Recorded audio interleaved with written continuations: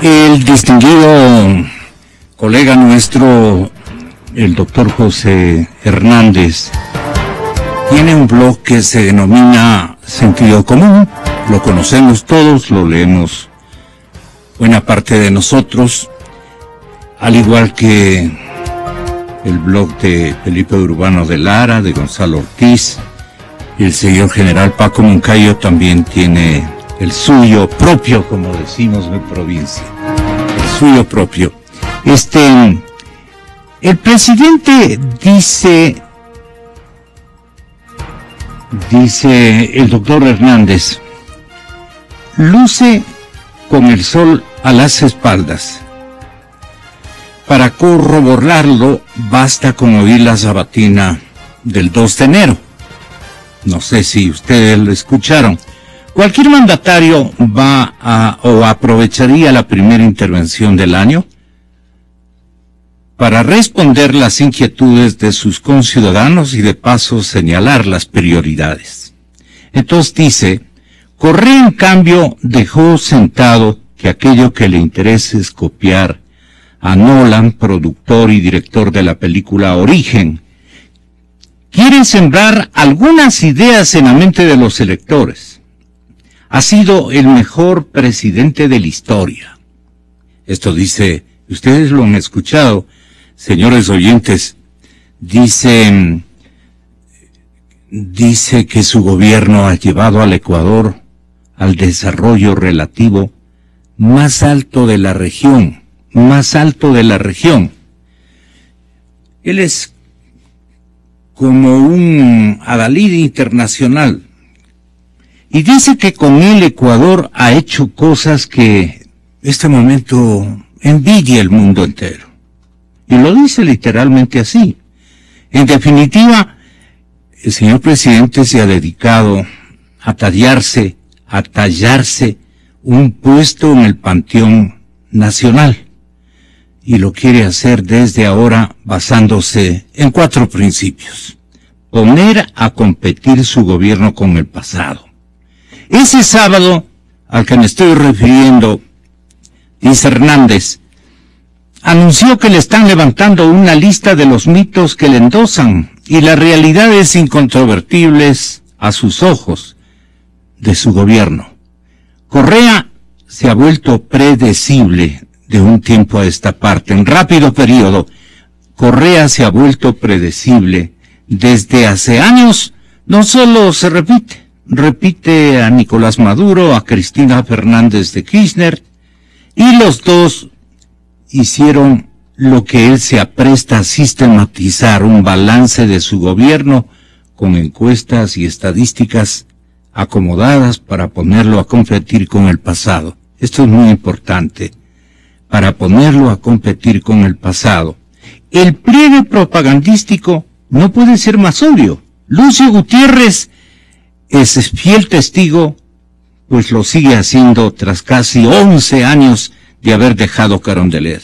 Suelen recordar, pues nos dicen, en el período mío, la mayor parte del electorado joven dice, ¿y cuándo fue este caballero presidente de la República? Pregunta a los familiares adultos. Correa no administra ninguna crítica. La descarta todas. Todas son irrelevantes. Cual oráculo divino, se da por tarea justificar todas sus políticas, todas sus decisiones. No admite cifras o estadísticas que ha perdido. 7.000 millones en importaciones. ¿Quiénes tenían que hacer la tarea? Los empresarios. ¿Tiene a quién culpar? Los empresarios. Se responde el mismo. Conclusión, señoras y señores, la cifra es fatal para la economía y el segundo hecho escapa de control. Demostración impecable, pero claro, no recuerda que su modelo estatista favoreció a unos grupos poderosos mientras sacó del juego al sector empresarial. No recuerda que ese sector es menos competitivo por las cargas impositivas. No recuerda las leyes laborales, los laberintos administrativos de su gobierno y su tosudez de no firmar acuerdos comerciales, especialmente con Europa y otras naciones que no comulgan con su ideología. No le dan permiso las damas radicales de la Asamblea Nacional. Sacar partido del pasado no le funcionó a los Kirchner, no le funcionó a la señora expresidenta en Argentina. No les ha funcionado tampoco en Venezuela, tampoco en Brasil. Correa vuelve a la carga aquí. Finge creer que los electores encaran el futuro mirando por un retrovisor. Esto es lo que ha escrito respecto de este primer principio del testamento político que dice que le ha dejado el año que terminó al señor presidente Correa. Y bueno, quisiéramos rescatar las opiniones de ustedes y ordeno que salgan en desbande con las tesis que quieran este momento, con esta premisa, quieran ustedes analizar con todo el derecho del mundo. Y por eso, con su venia general, me voy con Gonzalo Ortiz para que tenga la bondad de iniciar este programa. ¿Le gustó el primer activo que como herencia le ha dejado el año viejo al señor presidente Correa? Bueno, yo creo que realmente la herencia que está teniendo Correa es complicadísima, ¿no? La situación económica es cada vez peor. Esta nueva análisis del Banco Mundial que advierte que la caída de la economía ecuatoriana va a ser mucho más fuerte de lo que otros organismos habían previsto, muestra que esta crisis se ahonda. Así que la herencia del 2015, la primera herencia que yo veo es que Correa bajó 20 puntos en su popularidad. Él bajó de 60 que tenía al comienzo del 2005 a 40. Y yo no veo raro que en el 2016 baje otros 20 puntos. Así que se va a quedar en 20. El gran dios, que era Correa, el non plus ultra de los gobernantes ecuatorianos, va a terminar con una seria dificultad de aceptación popular. La gente no le cree. La gente está harta de oírle hablar de sí mismo. Ese es un pecado de muchos políticos, pero en especial del señor Correa. Solo habla de sí mismo, solo se alaba, y la gente está contrastando eso con su realidad, con la pérdida masiva del empleo, con la pobreza que crece en las familias, con la angustia de conseguir el pan de cada día. Y ese va a ser el mayor enemigo de Correa en el 2016. Y compararse con el pasado, como dice José Hernández en ese muy buen artículo, tampoco le funciona.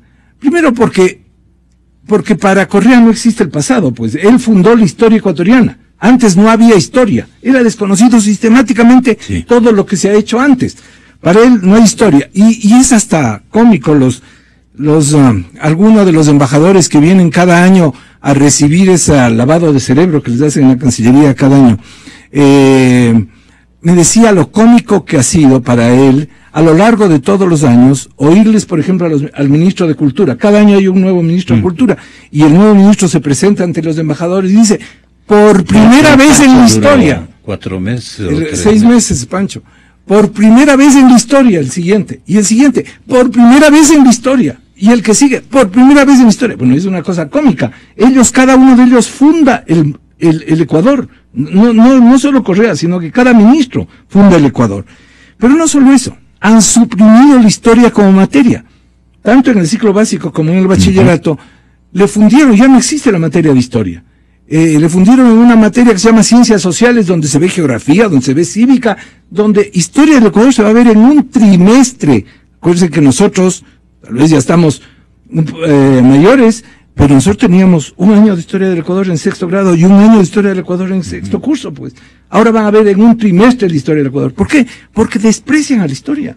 Ellos se sienten fundadores, pero ahora se van a encontrar con que esa historia les va a tomar cuentas. Sí, porque Como señala en otra columna muy importante Felipe Urbano de Lara, aquí presente y que recibe nuestro saludo cordial, él dice: el 16 va a estar marcado por la agonía del proyecto de la Revolución Ciudadana. Podríamos decir su propio fin, su propia terminación, cuya intensidad dependerá de tres fenómenos. ¿Cuáles serían, si te hago acuerdo de lo que... ¿Por qué no sigues leyendo para acordarme? Gracias, Gonzalo. Un saludo a los contertulios y al público. No, a mí me parece efectivamente que este 2016 marca el fin del proceso de la Revolución Ciudadana. Y me parece que marca el fin porque va a ser un año caracterizado por el retiro del presidente Correa. Es decir, yo creo que la forma como se aprobó la enmienda constitucional de la reelección anticipó el proceso de transición político. Entonces yo creo que ya estamos viviendo la transición política. Ya estamos viviendo un momento de transición política de un ciclo histórico, porque este es un proceso que ha durado mucho tiempo, a otro, y no sabemos bien cuál es ese otro que se avecina. Y me parece que el proceso es precisamente esta finalización de la Revolución Ciudadana. ¿Por qué yo creo que estamos en una transición? Porque Alianza País se ve obligada a encontrar un relevo a su liderazgo político, ¿sí? Y si este es un proceso que ha dependido del liderazgo del presidente Correa, si ese ha sido su principal activo, como dijo el propio presidente Correa, si Correa es el tesoro de la revolución, como dijo el presidente Correa, el inicio de este relevo es un inicio complicado, porque la revolución tiene que encontrar un nuevo liderazgo y tiene que encontrar una nueva fuente de legitimidad. Sí, Correa ha sido el soporte, Correa ha sido el sustento, Correa ha sido el que ha dado la línea, ¿no? Entonces, yo creo que ese es un primer elemento. Y creo que la salida del poder de cualquier caudillo, digamos, esto hemos aprendido en la historia, y crea un vacío. O sea, creo que esa es la lógica del caudillismo. La lógica del caudillismo es hacer sentir su ausencia. ¿Sí?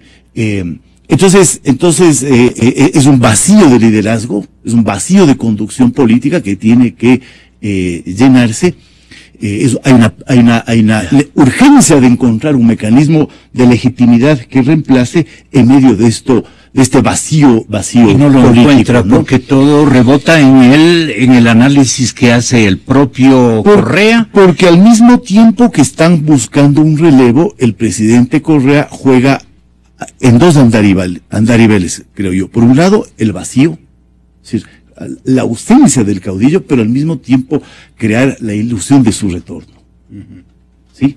El gran ausente, ¿no? Entonces, porque el caudillo finalmente es irreemplazable en un proceso político, y creo que ese es el drama que está viviendo la Revolución Ciudadana. La Revolución Ciudadana se entregó a este liderazgo mesiánico desde el inicio. Esa es una huella que tiene de nacimiento, y nunca lo logró superar. Entonces no hay un movimiento detrás. Sí. No hay un movimiento, lo que hay es una estructura cerrada de poder que ahora está negociando su salida, con esta cosa mesiánica que tiene el presidente. Este Correa, momento, ¿no? solamente estamos asistiendo entre todos a las romerías, dices tú, a las romerías. Vamos a empezar a asistir a las romerías. Sí, yo creo que parte del juego de este largo retiro, porque el 2016 va a ser el año del retiro del presidente Correa, va a ser es un año de romerías, de fiestas, de exaltaciones, ¿no? Que van a ahondar un poco lo que digamos, dándole continuidad a lo que decía Gonzalo. Creo que van a ahondar la esquizofrenia política que vive el Ecuador. Yo creo que estamos en una esquizofrenia política, ¿no? Por un lado, insoportable. Por un lado, el presidente Correa presentándose a sí mismo como el mejor presidente de la historia, el milagro, como el hacedor de un milagro, como el presidente que va a marcar todo el siglo XXI ecuatoriano, en este sentido el nuevo Alfaro. Si Alfaro marcó el siglo, primera mitad del siglo XX, Correa quiere marcar la primera mitad del siglo XXI. Con esta idea del retorno, que de alguna manera le coloca a él en una posición de desestabilización frente a todo lo que se venga. Y por otro lado, el dramático escenario económico, esta dramática herencia económica que el país ya está viviendo. Claro. O sea, ya estamos también en una transición de modelo económico. No sabemos a dónde, ¿no? Entonces yo creo que se están... Ese va a marcar... Ese evento económico va a marcar el sepelio prácticamente de... Yo creo que las dos cosas, o sea, yo creo que es un proceso marcado por un modelo que se agotó, un modelo que no da más, que dejó un Estado grandote, desfinanciado, sin acceso a nuevos financiamientos, sin un elemento dinamizador que genere crecimiento. El dato del Banco Mundial es que este año la economía va a decrecer en 2%, me parece que es lo que dice. El año próximo tampoco, digamos, hay nuevas perspectivas. Entonces creo que hay como dos vacíos que se están creando, ¿no? Y dos incertidumbres, una incertidumbre económica y una incertidumbre política por el retiro del caudillo, y una tercera por buscar un relevo. Sí. ¿Cómo ve usted este aparente final? ¿O el general Moncayo tiene otras perspectivas, otras expectativas de que Correa es tan hábil y que maneja un guión y un libreto inacabable, que puede sacarle jugo precisamente a estos puntos que suenan no aprovechables para una campaña de resucitación de las ideas y aparentes valores que tenía esta propuesta, que ha durado poco más de 7, 8 años? 8 años, ¿sí? Es evidente, General Moncayo, bienvenido. Gonzalo, y comparto con muchas de las ideas de Gonzalo Ortiz, de Felipe Gurdano de Lara. Es evidente que Correa es un fenómeno en la historia ecuatoriana ya. Es evidente que todos los juzgamientos que hacemos ahora son subjetivos. Todos tenemos una carga mayor o menor de simpatías o antipatías, y si voy a las redes sociales, de odios y amores extremos. ¿Qué es lo que generalmente producen este tipo de personajes, estos caudillos? Ahora que Correa es muy inteligente, no solo eso, Hábil. es hábil, es inteligente, pero tiene un equipo de gente que le está pensando el cada día. Gente de afuera, gente de adentro. Y por eso tienen una estrategia. Uno observa que inclusive las improvisaciones, que nosotros diríamos las zapadas, ¿no? Así dice la gente, las zapadas para salir de apuro, no están sueltas, no están aisladas, están encadenadas. Hay un pensamiento que se traduce en acción. Y es mucho más notable en la medida de que del otro lado no hay un pensamiento estratégico, no hay una visión estratégica. Hay un mundo de personas opuestas y habemos un mundo de analistas de la tragedia a la que ha llevado al país el señor Correa. Y voy a darle la razón a Gonzalo. Cuando nos ponen tanto énfasis a los militares en estudiar la historia militar, en estudiar las grandes campañas, en estudiar lo que se califica tan inteligentemente como las victorias perdidas, porque esa campaña, Manstein, un gran general alemán, tiene un libro entero, Las victorias perdidas.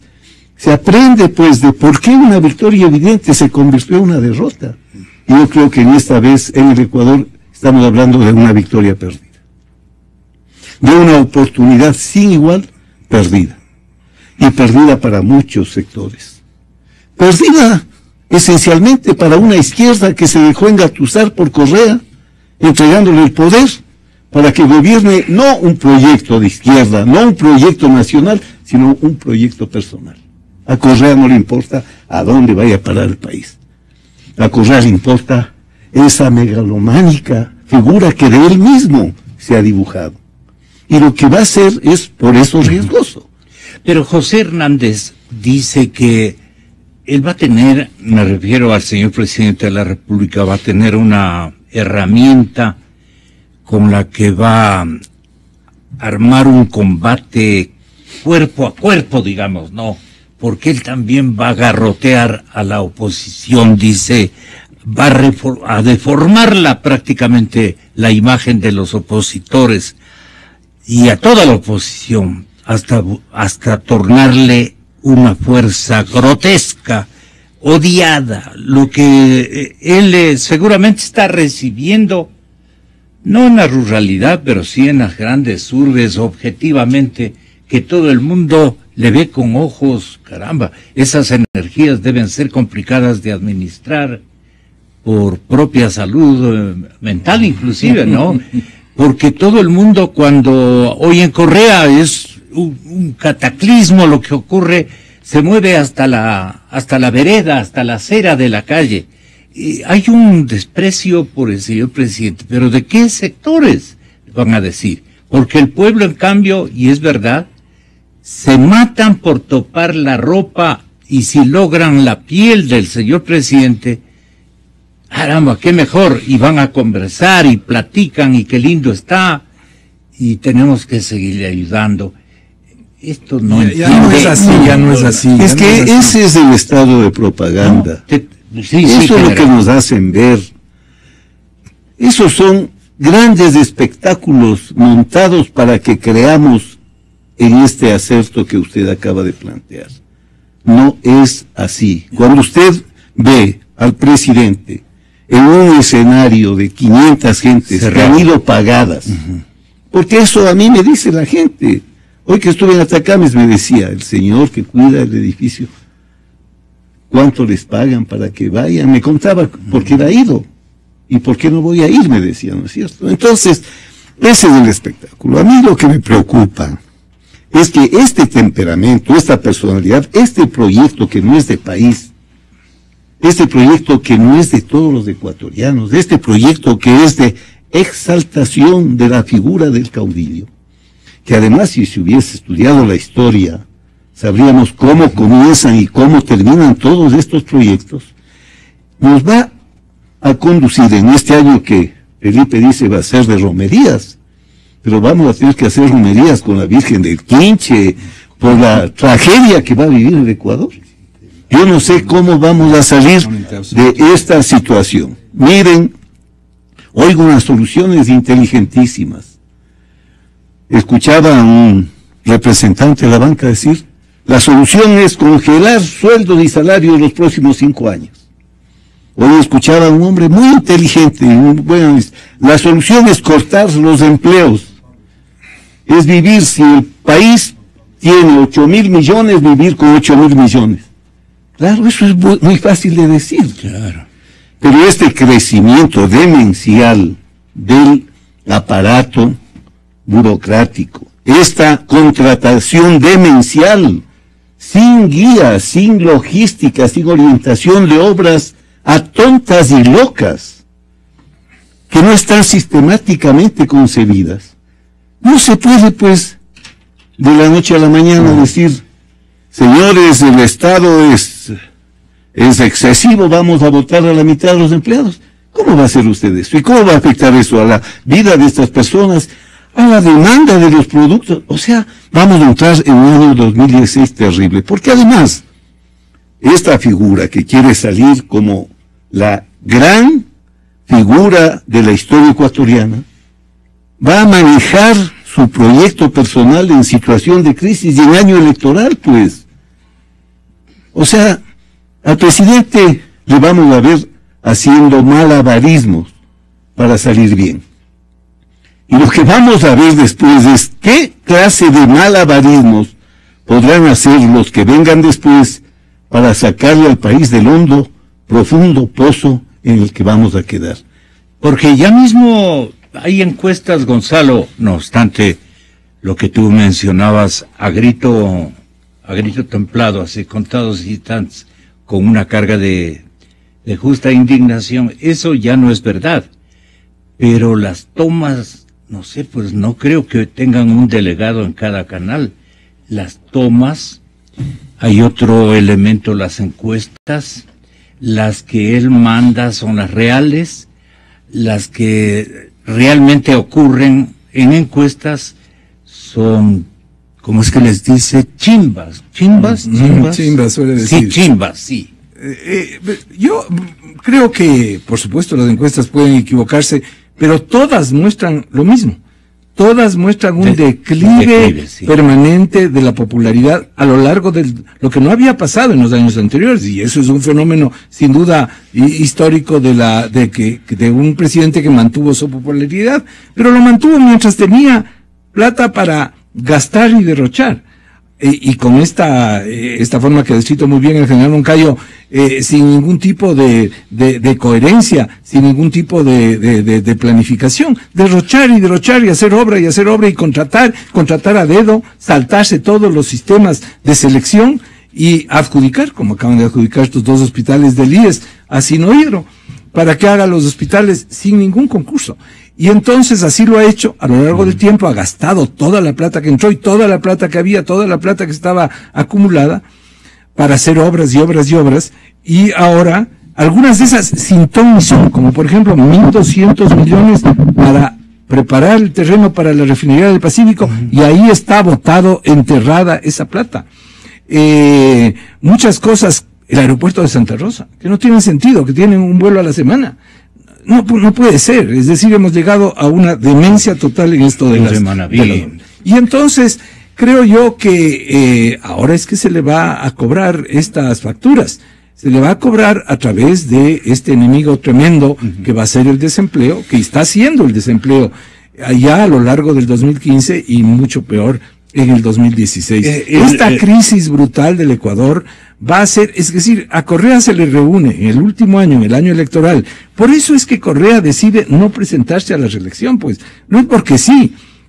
Él que se ama tanto a sí mismo, que se admira tanto a sí mismo, que tiene ese ego gigantesco, no va a retirarse de una reelección ganada. Es porque sabe que está perdida, que pone la transitoria para decir que no va a ser este año candidato. Era la forma más elegante de salirse de la historia. Y allí viene lo de Felipe, ¿no? El quedarse como el gran ausente y pues amenazarnos con su retorno, más o menos. Pero yo creo que esto no va a ser posible. Dice Velasco Ibarra, sí, Velasco Ibarra pudo volver 5 veces. ¿Por qué Correa no va a volver? Yo creo que y óiganme bien, los radioescuchas de este importante radio, y yo digo que Correa no volverá jamás, por más que mantenga esta ilusión del retorno. No volverá jamás. Velasco Ibarra pudo volver porque se reinventó cada vez. En 1935 fue conservador. En 1944 fue comunista. En 1952 fue liberal. En 1960 fue populista. En 1968 fue oligarca. Y por eso es que Velasco volvió. Los votos, la gente que votaba por Velasco Ibarra era distinta cada vez. Y se fue viendo de la sierra hacia el voto de la costa, lo mismo que pasa con Correa. Pero Correa ya no puede reinventarse y va a dejar al Ecuador en un estado tan catastrófico que la gente no se va a olvidar de eso, por más que haya hecho la obra que haya hecho, y por más que muchos de los jóvenes, a veces asusta cuando uno da clases en la universidad, como los muchachos de 18 años que llegan a las universidades creen en efecto la mentira de Correa, ¿no? Que antes no había carreteras en el Ecuador, que solo él hizo las carreteras en el Ecuador, que antes no había electricidad en el Ecuador, que solo Correa ha puesto la electricidad, que es absurdo, pero ese desconocimiento de la historia. Sí, pero ya se va a dar cuenta. Sectores, ya todos los sectores se van a dar cuenta de lo que es Correa en este año. Ya, lo que sí falta agregar es las manías que va a utilizar, como describe el autor de esta crónica de opinión. Él cree que su espacio crece, se niega y ridiculiza el pasado. Esto del pasado es importante. Él también ya es propietario de un fondo que se llama Pasado, y el pasado en la lectura popular, ¿cómo quedaría? El hombre de la base social, el hombre de pueblo a pueblo, tanto urbano como rural, es un tipo pragmático y francote. Y si te dice un acerto contundente. No se anda por las ramas, no se da la vuelta como ocurre con el de clase media, por ejemplo, en las urbes. Pero, ¿sabes lo que te dice esa persona de la clase popular? Al menos en la sierra, mucho insulta el señor. Y la gente está harta. La gente está harta de esa mentalidad egocéntrica y además despreciativa de todo lo demás, de todo lo que existe, ¿no? Pero todo convierte en bronca, dice. Y el pasado, claro, no es el referente. Y para las elecciones próximas no puede ser el referente el pasado. No hay cómo volver al pasado. Hay que reconocer los avances que ha tenido. Pero no hay duda de que ha habido avances durante esta época. Los kilómetros de carreteras. Y lo único que tiene que saltarse es de la base esa de 1.300 millones de dólares que malgastó en... No, y varias otras cosas. Pero por supuesto, en las elecciones va a haber que pelear por el futuro, no por el pasado. El pasado, yo digo, nuestra historia es una historia que nos podemos enorgullecer. Los mejores hombres del pasado construyeron el país. Y en parte de esa construcción está Correa. Pero a lo que tenemos que apuntar es al futuro, por supuesto. Claro. Pero él lo que busca es declararse el mal menor, Gonzalo. Yo te sigo insistiendo. Y lo de las encuestas chimbas, eso es lo que dijo, el presidente sabe que una buena parte del electorado lo abandonó. Las elecciones seccionales del 14 probaron que él dejó de ser el gran elector del país. Eso explica por qué insinúa que si quieren, no voten por ellos. Por supuesto, concluye, tampoco voten por los otros, pues. Y lo que parecía ser una toma de conciencia se revela en el segundo siguiente, un simple acto de prestidigitación sería lo correcto, poco complicada esa palabra, para volver al peor de los maniqueísmos. Los otros son la argolla, el amarre, Bucarán, el poder por el poder, huyan de esa gente. Esas son exclamaciones que pegan pero que pueden esfumarse a los 2 segundos. No sé qué opinas, te insisto. Sí, bueno, esa será la estrategia de Correa, pues no seguir minimizando a los otros, seguir insultando a los otros, creando una niebla como la que ahora tiene Quito. Esta niebla para ocultar, ya no se ve bien los edificios, ya no se ve bien a las otras personas. Pero creo que también de eso está harto la gente. Mucho insulta a Correa y mucho desprecia a los demás, ¿no? Esto ya durante 10 años le tiene harta a la gente, le tiene hostigada, que dirían en Acosta. Sí. Es hartazgo puro en la sierra. Así es, yo creo que por eso es que se acaba el ciclo de Correa, eso es lo que estamos viendo, y el 2016, como bien lo dice Felipe en ese artículo, y lo he repetido aquí, es el año del ocaso, ¿no? Sí. El Rey Sol, este Rey Sol que nos ha gobernado, ahora sí ya finalmente llega al ocaso. Hernández le ubica también al señor presidente como un actor donde va a declararse él el mal menor en todo caso dentro de la crisis. Eso menciona el autor de esta crónica. ¿Tú crees que hay terreno, hay escenario para que eso pueda ocurrir? Declararse el mal menor. Y él desarrolla de la siguiente manera, rapidito, encuestas chimbas, dice. Sin embargo, el presidente sabe que una buena parte del electorado lo abandonó. Es lo que habíamos leído hace algún instante. Las elecciones seccionales del 14 probaron que él dejó de ser el gran elector del país. Pero alguien habló de un solo acto de corrupción de su gobierno. Alguien ha hablado popularmente este elemento que parece ser también un opositor terrible en el desenlace de esta administración, la corrupción. Le ataca por todo lado, ve el ciudadano cualquier cosa y le está asociando con el autor de esa obra. y se va pensando que cómo sería este negocio, cómo sería este negociado prácticamente. Hay una expansión también de esta crítica que alude a la corrupción, como está suscitando polémica en todos los países de América Latina y del mundo, creo yo. El año de la corrupción podría llamarse este. No sé, me parece que, digamos, la fortaleza de Correa es que no permite ver qué hay detrás, ¿no? O sea, es como sea, Gonzalo, una especie de niebla que nos dificulta entender el proceso y nos dificulta también ver qué hay detrás. Entonces puede disimular la corrupción, puede disimular la crisis, puede disimular la ausencia de recursos. Por eso él mismo se presenta y efectivamente es así como el gran activo político de la revolución. Y yo creo que sigue siendo. Y me parece que a veces los análisis apuntan a un escenario y giran alrededor de ese escenario y quedan atados a la realización de ese escenario, que es el escenario catastrófico. Es decir, me parece que se repite insistentemente en los análisis que se viene la hecatombe, ¿sí? Y claro, uno ve las cifras económicas, uno ve los datos y hay razones para pensar que, digamos que el escenario es muy complicado. Creo que las perspectivas de la Revolución Ciudadana, creo que las posibilidades de Alianza País, creo que el exitoso retiro de Correa depende de dos factores. Uno, de si son capaces de diferir de alguna manera la crisis, ¿no? Sí, yo creo que hay formas de manejar la crisis. Si pueden diferir la crisis, si pueden conseguir finalmente recursos para tapar los huecos fiscales. No va a ser, digamos, no vamos a vivir la prosperidad. Por supuesto, se acabó la prosperidad, pero tampoco eso significa necesariamente que vamos a ir hacia un cataclisma. Aunque el shock externo es enorme.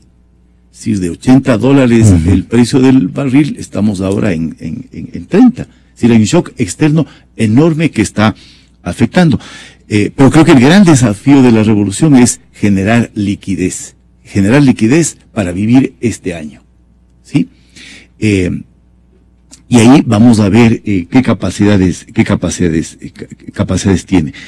Lo otro, Gonzalo, me parece a mí que es decir, yo insistiría en la idea del relevo. Correa empieza a irse, ¿ok? Entonces, mucho de lo que está ocurriendo... Perdona, él mismo ha entrado en desespero para irse. No, bueno, él es un tipo muy calculador, muy estratégico en ese sentido, y ese cálculo le llevó a tomar la decisión de que este año, o las elecciones del 2017, no convenía. Claro, pero debe tener un reloj electrónico. No hay que ser, Correa, no hay que ser tan genios. No hay que ser tan genios, tampoco hay que sobrevalorar las capacidades del presidente. Pero es el momento de que te vayas, le puede decir el reloj. Pero no hay que ser tan genios para saber que el escenario electoral del 2017 va a ser difícil. Va a ser difícil para él.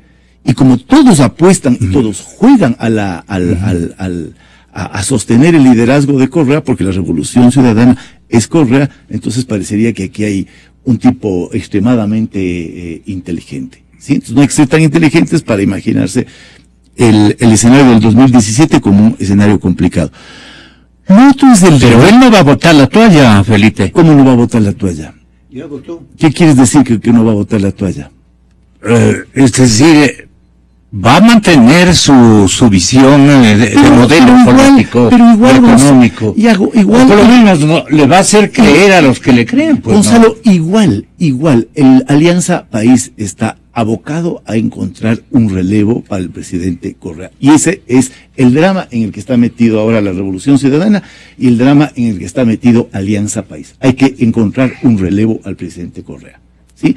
El solo hecho de buscar un relevo significa que Correa empieza a estar fuera de la escena política, de alguna manera. Como dicen los gringos, cuando ya hay un presidente electo, respecto del presidente en funciones, se vuelve un pato cojo.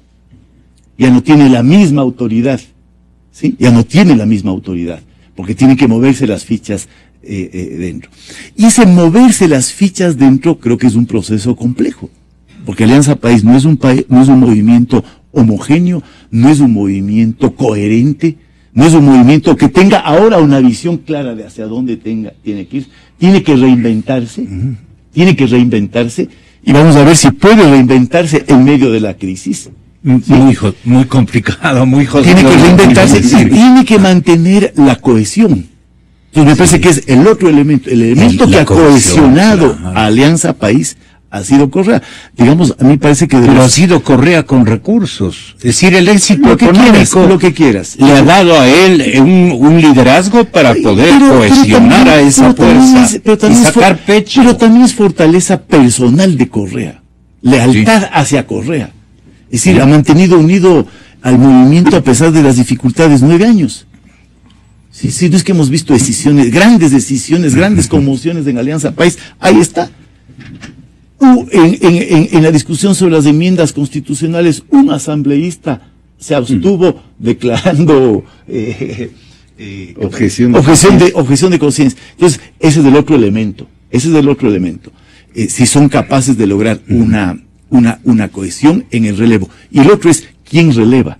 Y a mí me parece que ahí están metidos en un lío. Sí. Entonces, tres personas, ¿no? Yo creo que hay 3 elementos, ¿no? La retirada de Correa y el juego de Correa, como el juego del caudillo. Sí.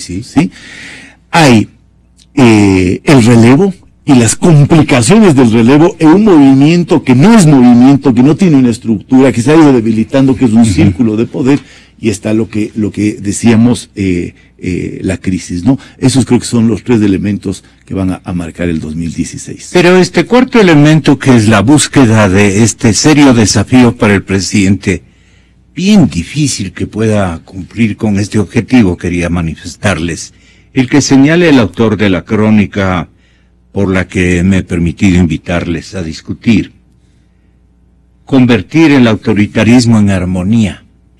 Esto, bien complicado. ¿Por qué le vino este pensamiento al autor de la crónica? No sé, habría que preguntar. Claro, pero no está aquí, por eso te pregunto. Voy a interpretar y voy a estar en desacuerdo. Es decir, me parece que este no es un país que tenga una conciencia democrática arraigada. Yo creo que hay una tolerancia al autoritarismo. Hay una tradición de cultura política que les lleva a tolerar el autoritarismo cuando ese autoritarismo se traduce en algo. ¿Sí? Yo creo que esa es la condición de los populismos. ¿Sí?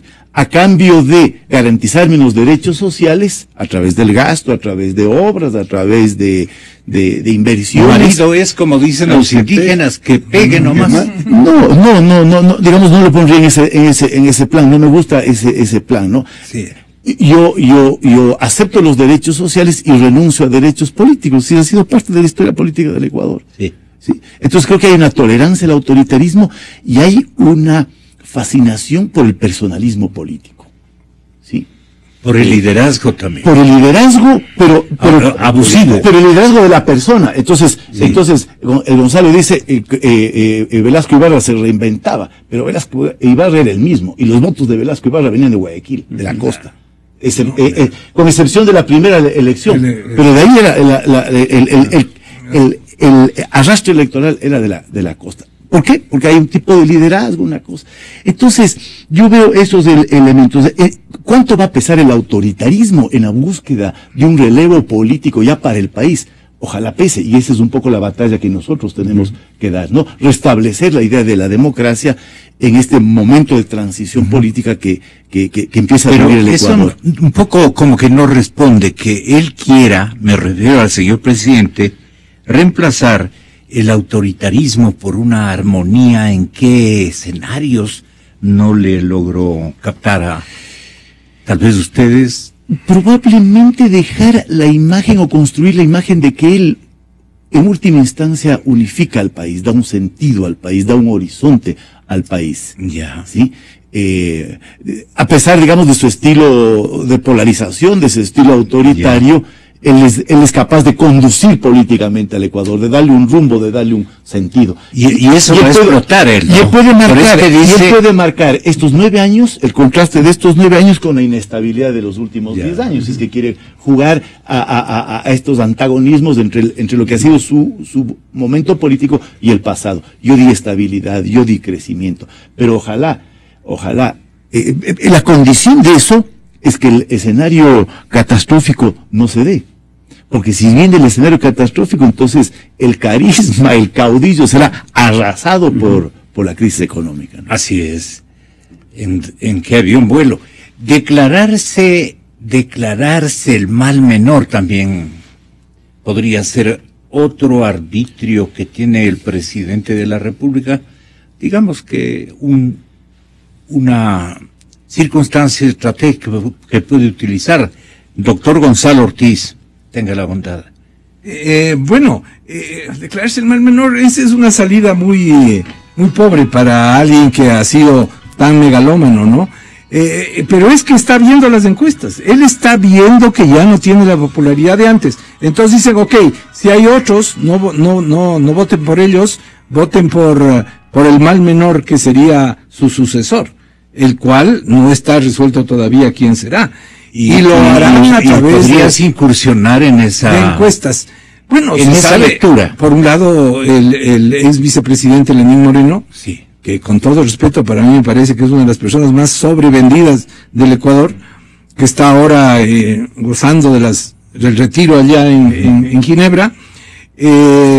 Por otro lado, el vicepresidente Glass, parece que a él le han impulsado muchísimo el spot de fin de año y demás, muestra que Glass habla incluso antes que Correa, se lleva el protagonismo en esa visita a esa familia. ¿Está con Glass?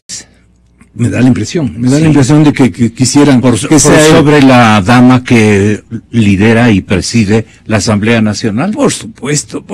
A la Rivadeneira le presentaron como el portento y solo fue cuestión de oírla hablar las primeras veces. Pero la convicción de ella es esto paisana, ¿no? Esto paisana. Pero creo que no va mucho más allá. La señora Rivadeneira tiene limitaciones muy grandes. Y me parece que a pesar de que rebajaron la edad para la elección presidencial ahora con las írritas enmiendas constitucionales, no, yo creo que eso va a causar un gran lío dentro de, como decía con la palabra de Felipe, dentro de el conglomerado de Alianza País. Lenín tampoco puede hacerse el tiernito en una campaña, como que yo no fui. Yo estuve lejos. No, él tiene que cargar con las culpas, por supuesto, de Correa, sobre todo si llega este escenario catastrófico del que hablaba Felipe. La memoria social le podría también atribuirle papeles actorales importantes, especialmente en el manejo económico, en los errores garrafales. Lo que se recuerda de Moreno es su obra social, ¿no? Esta cosa de la Manuel Espejo y demás. Pero claro, habría que verlo frente a los desafíos gigantescos que va a tener el Ecuador de los próximos años.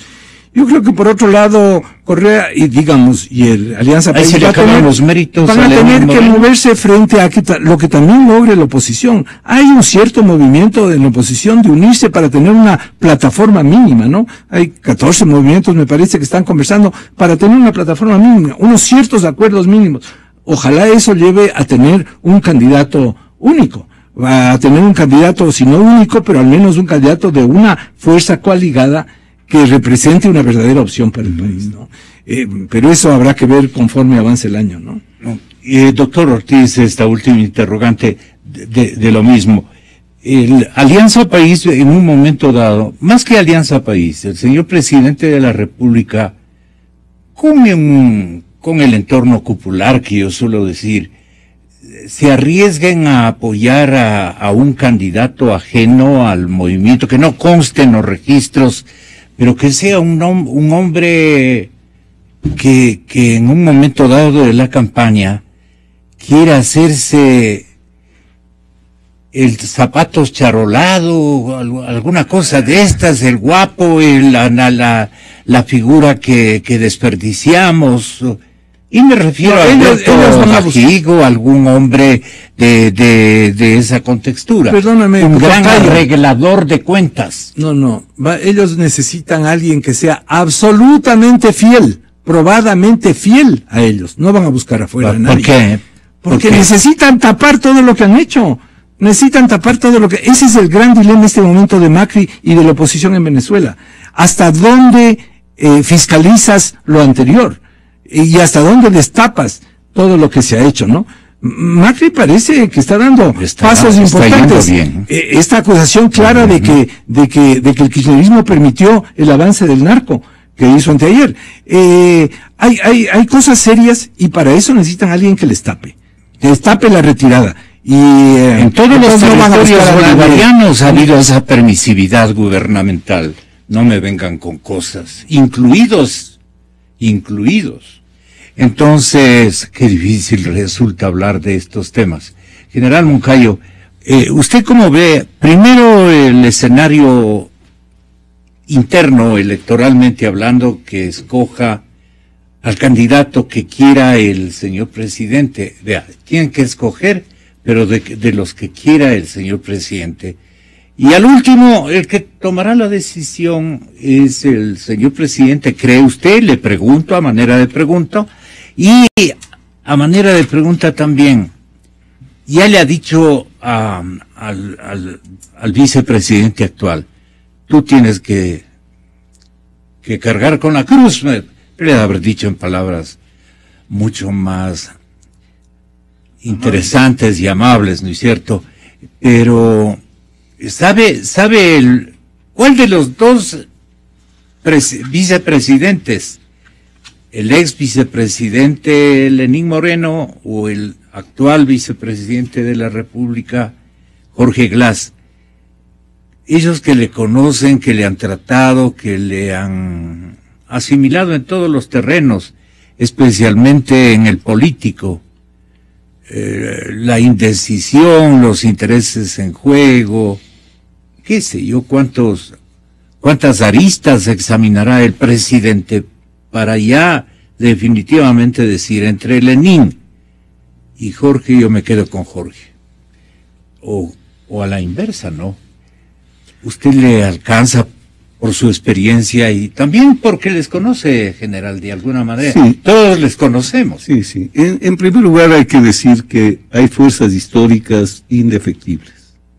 Y si usted ve la historia del Ecuador y del mundo, esto se repite desde que tenemos conciencia histórica como humanidad. En el Ecuador cada crisis económica ha derivado en graves crisis políticas. No hay que engañarse. Si el petróleo estuviera hoy a $100, Maduro estaría más firme que la muela de juicio, y qué decir Correa. El problema es que les vino esta etapa, y eso en cambio, decía alguien ahora en una radio, decía, la lección 0101 de economía de los ciclos económicos. ¿Cómo es que el presidente Correa, economista, PhD, en fin, no ha sabido eso? Yo veo que más bien Evo Morales se ha sabido, sus asesores, ¿no? Porque ellos se han preparado para enfrentar lo que se veía llegar. Bueno, entonces en esta crisis, el acuerdo de que no vaya Correa me parece que no es una voluntad solamente de él. Habrán habido muchos que le digan que no, que sí, pero con las encuestas, Alianza País también habrá pensado institucionalmente.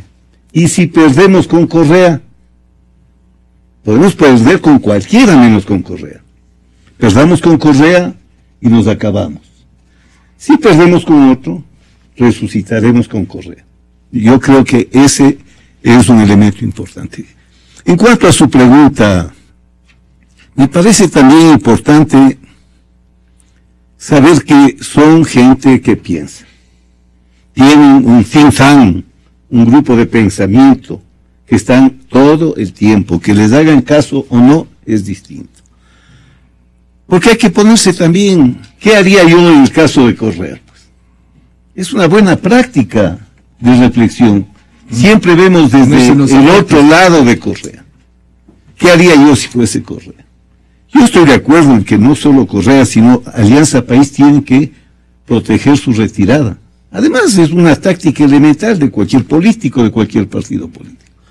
Entonces, ante su pregunta, lo que van a hacer ellos es observar con estudios bien realizados, focus groups, encuestas, con quién pueden ganar o con quién pueden perder con menos catástrofe. Y ya se le oye al presidente varias decir, la asamblea es la asamblea, porque tampoco a Correa le importaría que gane alguien de Correa. Porque si lo que dice la señora Legar va a pasar, tenemos crisis mundial hasta el 2019. Tenemos crisis gravísima de China. Ya no solamente la ralentización, el desaceleramiento.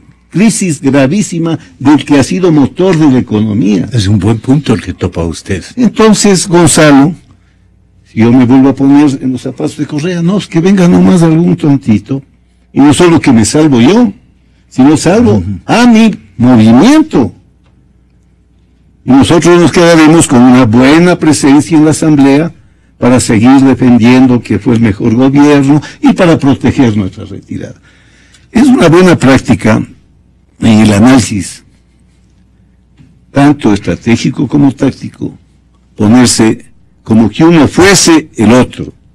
Y desde esa óptica del otro, analizar qué le conviene, porque en política, como en todo, se trabaja sobre intereses, conveniencias y posibilidades y alternativas. Entonces ellos van a escoger el candidato que de alguna manera les asegure una retirada adecuada, bien por su presencia fuerte en la Asamblea, que la pueden tener, así perdieran la elección presidencial. Con el método de Hall se va a repartir entre dos. Claro. Supongamos que aquí sucediese lo de Macri.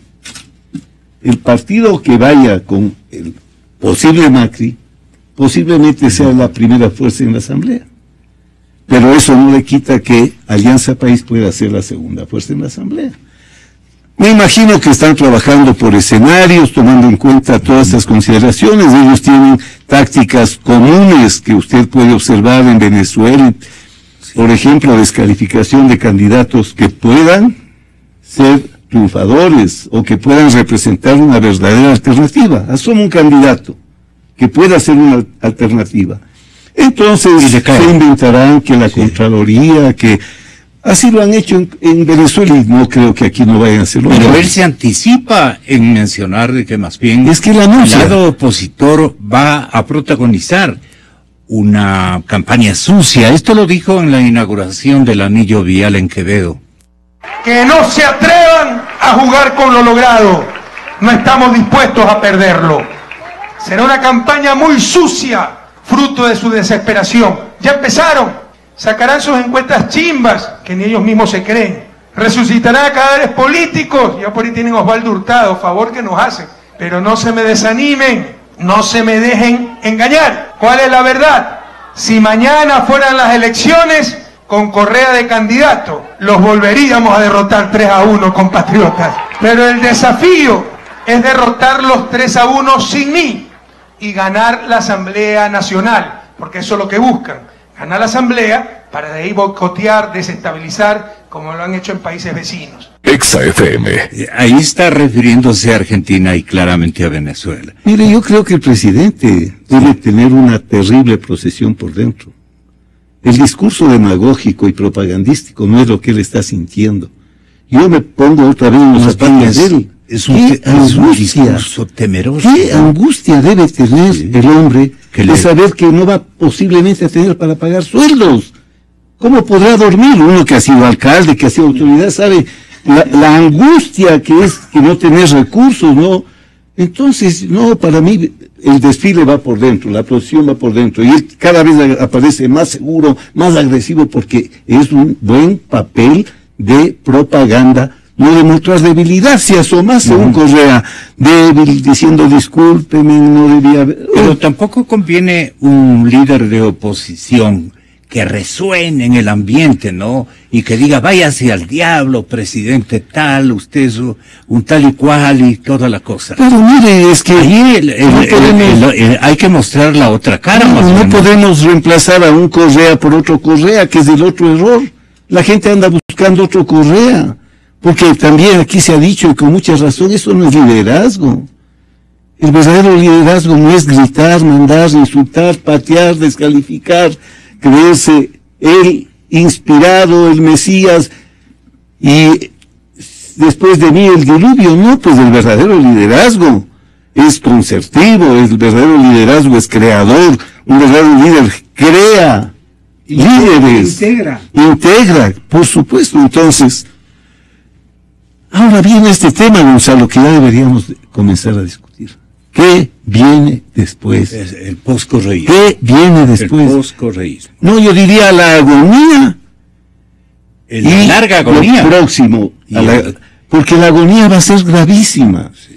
Mire, Gonzalo, tenemos que estar abiertos los ojos, porque van a querer salir del 2016 como sea. No va a importar crédito, por caro que sea que se asuma. No va a importar petróleo que se regale. No va a importar nada. Porque crisis más año electoral es algo desastroso que le puede pasar a un país. Tenemos que estar los ecuatorianos de buena fe, los ecuatorianos que pensamos en el país, en nuestros hijos, en nuestros nietos, más que en nuestras imágenes. Debemos estar atentos para poder estar alertas, para impedir que pase algo como lo que ya es previsible que va a suceder.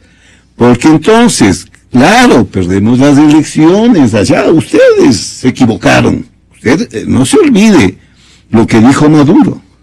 Y hoy va a ser 500,000 casas, pero ustedes no me dieron su voto. Cualquiera que llegue al poder, en estas circunstancias de la economía global, regional, nacional, no va a tener salidas, Gonzalo. Va a ser el chivo expiatorio, va a ser el que pague sufriendo el gran chuchaqui de una farra de la que él seguramente no participó. Y ahí tenemos que estar los ecuatorianos alertas, atentos, porque debe preocuparnos el país más que Correa, el país más que Alianza País, el país más que nuestras pequeñas ambiciones. Gonzalo, ya veo usted cuántos candidatos a la presidencia, cuántos partidos, qué desorden. Claro, y va a pasar como el PRI, que por debilitada que esté Alianza País, si todos los demás son un universo de posibilidades, va a seguir siendo fuerte. Yo decía alguna vez a mi amigo Patricio Donoso, el ser la segunda fuerza es un decir. Lo que ustedes son los menos enanos entre los liliputienses, frente al gigante. Entonces, si es que va el espectro político dividido, aún en sus peores momentos, la Alianza País va a ser más fuerte, como le pasaba al PRI en México, que en sus peores momentos era el más fuerte, y tan fuerte como que financiaba candidaturas para que exista un juego supuestamente democrático. Lo que viene es grave, lo que viene es difícil, y más allá de Correa debe preocuparnos del país, lo que nos va a pasar a nosotros y lo que les pasará a nuestros hijos. La sabiduría popular, mi querido Felipe, en un año tan resbaloso, un escenario más bien dicho tan resbaloso, por fin se alzará con una victoria de sensatez, porque si esta vez incumple lo prioritario, que es asegurarle al Ecuador un futuro de más certezas, hace exactamente todo lo contrario, inmersa en el desespero de una crisis, y que ellos acudan en favor, con su voto en favor de los que más le mientan, los que le pongan el paraíso por delante, o los que ganen en denuncias de corrupción, que eso será bueno para la fiscalización posterior o ulterior, pues no en la campaña.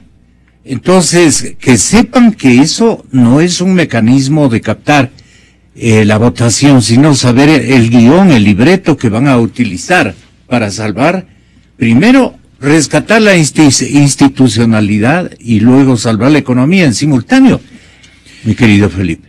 Gonzalo, yo creo que va a ser una transición durísima, va a ser un año durísimo, ¿no? Porque la Revolución Ciudadana no va a ceder espacio, porque la Revolución Ciudadana no va a renunciar a su discurso, porque el presidente Correa no va a renunciar a su idea de un liderazgo mesiánico. Él está atrapado, él está apoderado, él está enajenado en esa idea, ¿no? Él está convencido, digamos, como todo liderazgo carismático, que está llamado a cumplir una misión trascendental, ¿no? Entonces yo creo que va a ser durísimo, y va a ser un año de confrontación. Yo tomaría los casos de Venezuela y los casos de Argentina para pensar un poco la transición ecuatoriana. El caso venezolano es una transición en un escenario catastrófico, digámoslo así, ¿cierto? Una inflación del 100%, filas para poder comprar alimentos, corrupción, denuncias de narcotráfico, digamos, el desplome de un proceso político, ¿no es cierto? Que es el resultado de la imposibilidad de un relevo de liderazgo en un proceso que estuvo marcado por la figura de Chávez. El carisma no se hereda, ni se traspasa, no se hereda, ni se traspasa. Por eso genera vacío. En ese escenario, ¿qué ocurrió en las elecciones? Ganó la oposición. Y ganó ampliamente la oposición. Pero aún así, el escenario de transición en Venezuela es durísimo, ¿no es cierto? Porque son gobiernos, creo que es otro elemento para pensar, son gobiernos que no viven las transiciones democráticas como momentos normales de los procesos políticos en un sistema democrático. Es decir, las transiciones de gobierno en un sistema democrático son lo más normal que hay. No hay que cuidarse las espaldas, ¿no? Son transiciones normales. Esas son transiciones excepcionales. Y la otra es la transición argentina. Yo veo que es el otro escenario. No se desata la crisis, no llegamos al cataclisma, pero diferimos la crisis con todas las distorsiones que eso acumula, ¿no es cierto? ¿Y cuál es el resultado que tenemos? Un resultado electoral, digamos, muy polarizado, en donde la victoria se consigue, pero es una victoria con un porcentaje mínimo, ¿sí? Entonces yo creo que esos son un poco los dos fantasmas que hoy día rondan sobre la escena ecuatoriana, ¿no? Por eso yo creo que va a depender de cómo ellos manejen la crisis económica, si logran diferir la crisis, cuánto logran diferir la crisis, cuánto logran mantener una cierta cohesión, que me parece a mí muy difícil, y manejar este mesianismo de Correa con su idea de un retiro temporal, de un retiro que promete volver, ¿no? La consultoría triunfante en la nación argentina, la del ecuatoriano Jaime Durán, tiene también un brazo derecho conceptual y de conocimiento, que es Santiago Nieto, quien está ya de nuevo en su división continental con sede en Quito, que así lo anuncia él. Santiago Nieto nos dijo y coincidió con todos, ¿no? Porque desde el compatriota de la calle piensa, dice, todo dependerá de ver la fortaleza que tenga el X candidato, el B candidato, el Z candidato para resolver la crisis económica. Y estas fueron sus palabras, ¿verdad, Santiago? Para llegar a la elección del 2017, vamos a ver qué pasa en el 2016. Si el presidente Rafael Correa tiene la habilidad suficiente para manejar o para remar en este tsunami, porque no es que es un mar agitado, es una ola muy grande que viene y va a entrar en tierra. Los 9 años del gobierno que ha tenido el presidente Rafael Correa más bien han sido en un lago lleno de calma, con mucho dinero. No ha gobernado, no hemos visto al equipo del presidente Correa y de Alianza País gobernar, digamos, en aguas turbulentas, que es mucho más complicado. Creo que en eso, este primer año, el 2016, será una prueba de fuego para Alianza País, para el mismo gobierno, en cabeza del presidente Rafael Correa, y de ahí, dependiendo de lo que pase el 2016, la posibilidad de un candidato de Alianza País, que puede ser, usted había nombrado a alguien, Lenín Moreno, pero también está Glass, la señora presidenta del Congreso, también está ella. Y también tenemos, creo yo, como es válido en cualquier tienda, en cualquier partido político, algunas otras figuras. Ninguno con la fuerza que tiene el presidente, o tuvo en su momento el presidente Rafael Correa, sobre todo para su reelección, más allá de Lenín Moreno, que sabemos que tiene una imagen muy alta de aceptación, que tampoco sabemos cómo se va a comportar la ciudadanía teniendo esa imagen de Lenín Moreno frente a una candidatura. Porque cuando las buenas imágenes entran ya a jugar en la política, tienden a cambiar esas sensaciones de aceptación o rechazo de cada una de las figuras políticas. Eso sería el caso de Alianza País. Exa FM.